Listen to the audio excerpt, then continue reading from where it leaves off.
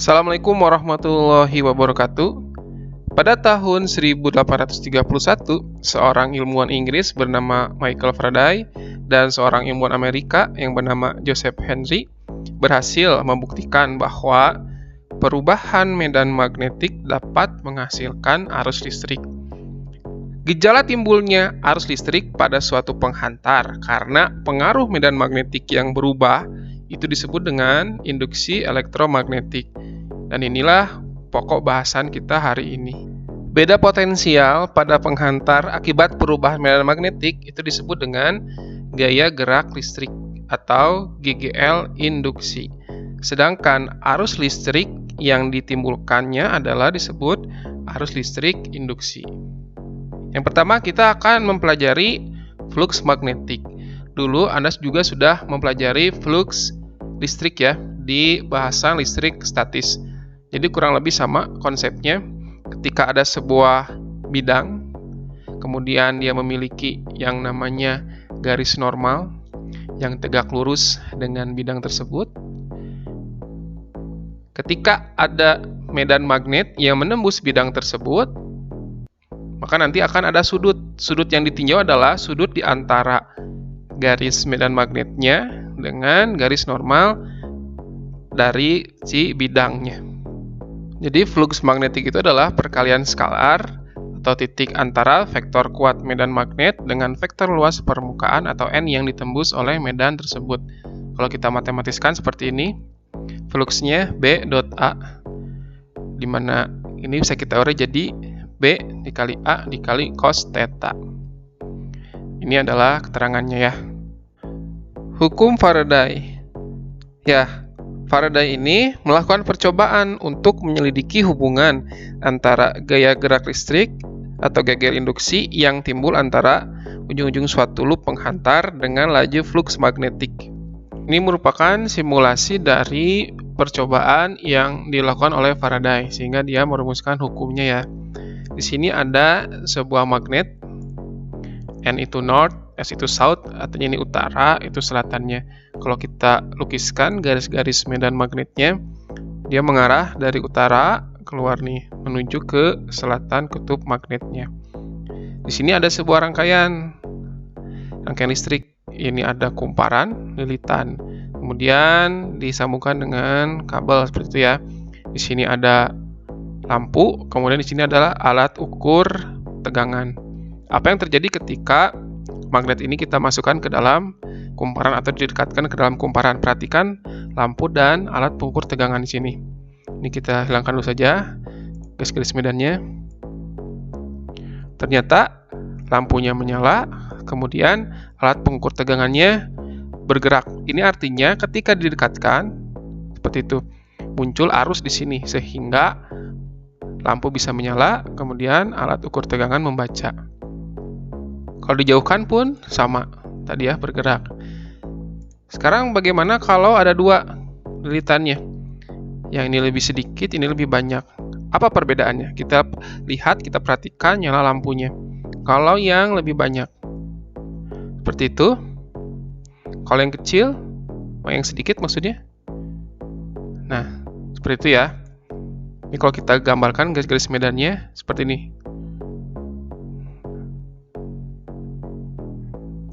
Nah, seperti itu. Ini artinya ketika magnet ini dimasukkan ke dalam kumparan ini, lilitan ini, timbul arus. Nah, arus yang ditimbulkan itu namanya arus induksi. Tegangan yang ditimbulkannya disebutnya dengan GGL induksi.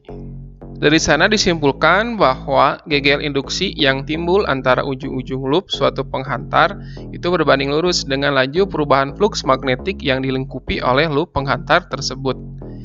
Ini seperti ini ya. Ini E sama dengan min N delta flux per delta T. Jika terjadi dalam waktu yang sangat singkat, di mana selang waktu, interval waktunya mendekati 0, maka persamaannya menjadi E sama dengan min N d flux per dt. Keterangannya, E itu adalah GGL induksi, satuannya volt, N itu adalah jumlah lilitan kumparan, delta flux adalah perubahan flux magnetik, satuannya Weber, delta T adalah perubahan waktu, satuannya sekon, D flux per dt yaitu turunan pertama fungsi flux magnetik terhadap waktu. GGL induksi akibat beberapa faktor perubahan flux. Yang pertama, akibat perubahan induksi magnetik. Tadi kita punya persamaan yang ini ya, yaitu sama dengan min n d flux per dt. Ini ketika waktunya sangat singkat mendekati 0. Kita punya persamaan flux itu adalah B dot A seperti ini. Karena yang berubah adalah induksi magnetiknya, si B-nya nih.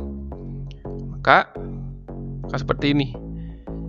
Pindahkan ke sini, yang tetap ya, yang berubah adalah induksi magnetiknya. Yang kedua, akibat perubahan luas bidang kumparan. Misalkan di sini ada sebuah wilayah yang ada medan magnetnya ya, yang arahnya masuk ke permukaan atau menjauhi dari si pengaman. Kemudian di sini ada rangkaian pengantar seperti itu. Ini adalah resistor di sini ya. Kalau kita letakkan sebuah batang konduktor yang memiliki panjangnya L, ini panjangnya L, maka nanti akan bergerak misalkan seperti ini. Ini artinya dia bergerak ke arah kanan. Misalkan ini ada titik P, itu titik Q-nya. Dan dia sudah bergerak sejauh X. Kalau ini perubahannya sangat kecil ya, dA per dt, di mana A ini adalah luasnya, luas bidang kumparannya, bisa kita peroleh dari perkalian antara L dikali X. Ini kan luas seperti ini, dari sini ke sini ya. Jadi seperti luas persegi atau persegi panjangnya. X dikali L-nya. Kemudian karena yang berubahnya adalah si X, yang berubahnya X-nya ya, kalau L kan tetap. Jadi X-nya di sini, dia berubah ke sana, pindahkan ke situ, sehingga dx per dt, kalau Anda ingat lagi di matematikanya, ini adalah turunan pertama dari posisi, yaitu adalah kecepatan.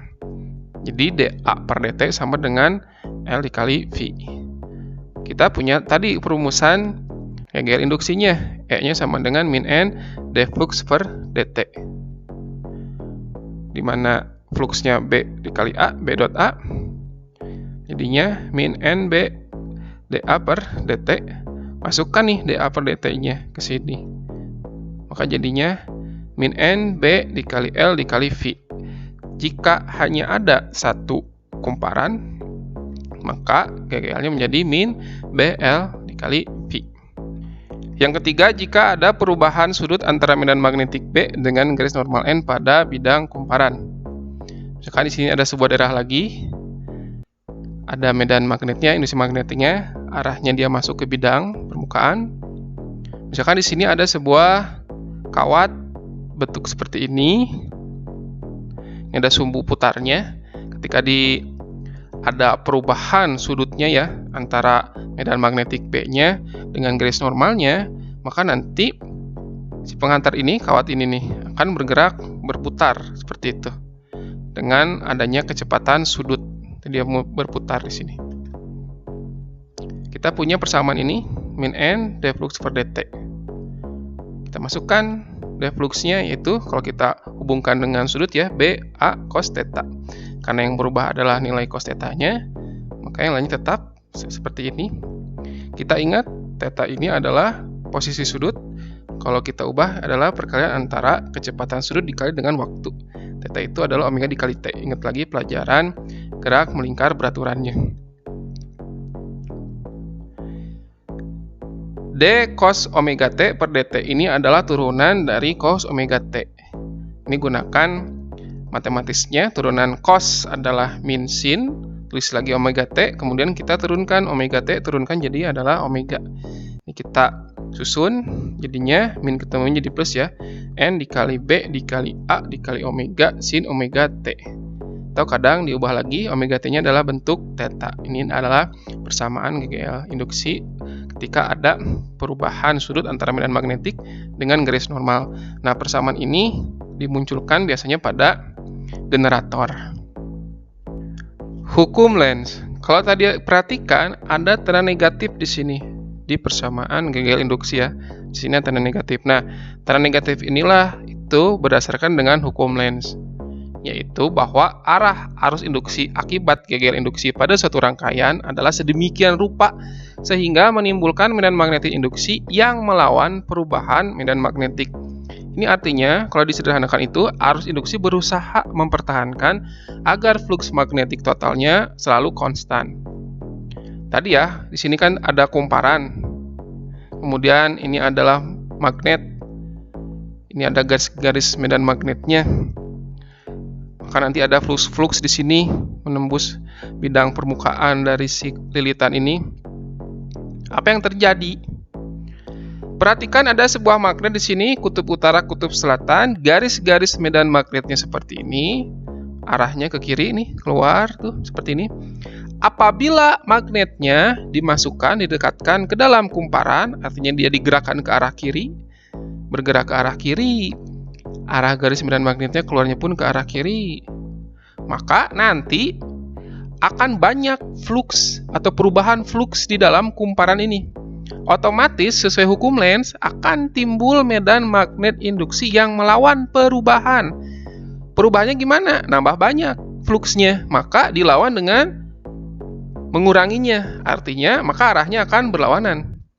Nanti ada medan magnet induksi yang arahnya berlawanan dari arah garis medan magnet yang ditimbulkan oleh magnet itu sendiri.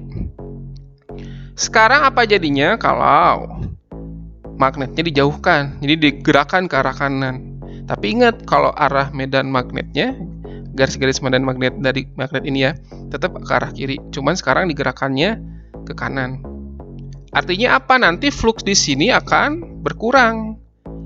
Kan melawan perubahan nih, tapi agar konstan. Karena dia berkurang, maka otomatis medan induksinya ingin menambahkan ke arahnya ke arah kiri. Searah dengan garis medan magnet yang keluar dari magnet itu sendiri. Contoh soalnya, sebuah kumparan terdiri dari 50 lilitan, hambatannya 5 ohm, kemudian ada flux magnetik yang fungsinya ini 10⁻⁴ sin 3 dikali 10⁻³ T, satuannya Weber, tentukan GGL induksi maksimum besarnya ya, dan kuat arus maksimum. Kita punya persamaannya ini, GGL induksinya ya, kita ditanya besarnya saja. Oke, yang ditanya adalah besarnya. Berarti nanti ini tanda hukum Lenz-nya, karena ditanya besarnya tidak berpengaruh.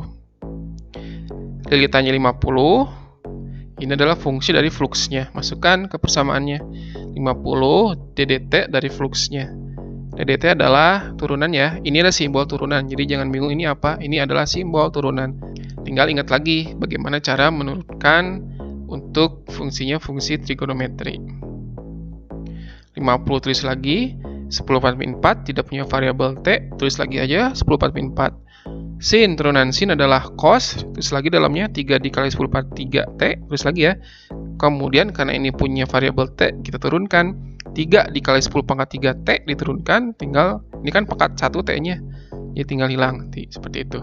Ini kita rapikan, jadinya 50 kali 10⁻⁴, 5 dikali 10⁻⁻3. Pindahkan ke depan, 3 dikali 10⁻³ cos 3 dikali 10⁻³ T.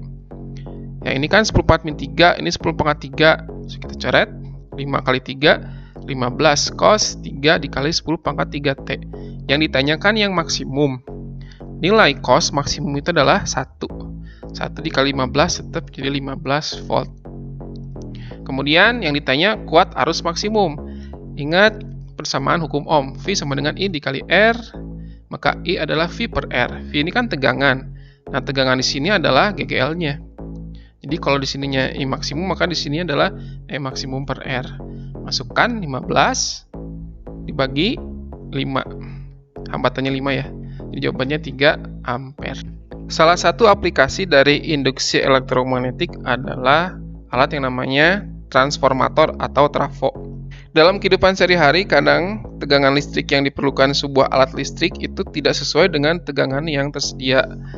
Maksudnya apa? Misalkan ya, sebuah TV yang ada di rumah itu perlu tegangan 110 volt. Padahal tegangan listrik PLN di rumah itu adanya sebesar 220 volt. Maka tegangan listrik PLN 220 volt harus diturunkan menjadi 110 volt. Nah, alat yang dapat digunakan untuk menaikkan atau step up, atau menurunkan step down tegangan listrik pada rangkaian arus bolak-balik, itulah yang disebut dengan trafo.